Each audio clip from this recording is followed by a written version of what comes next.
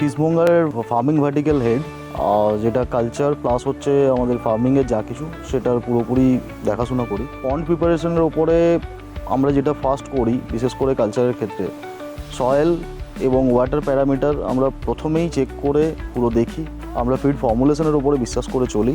ভেট lab আছে, ভেট ল্যাবের আন্ডারে আমরা কি করি, ফিড ফর্মুলেশন বা ফিডের যে ইনগ্রেডিয়েন্টস থাকে সেগুলো চেক করানো এবং টক্সিন কত লেভেল পর্যন্ত থাকে, বিশেষ করে অ্যাফলাটক্সিন আমরা সেটাও পর্যন্ত দেখি। পারমিসেবল লিমিটের ওপরে উঠে গেলে আমরা টক্সিন বাইন্ডারও পর্যন্ত ইউজ করছি। 3 মাসের 90 ডেজের যে কালচার থাকে তাতে আমরা ক্যালকুলেশন করে চলি প্রত্যেকটা প্যারামিটার, যেরকম ওয়াটার, সয়েল এবং এদিকে ফিড।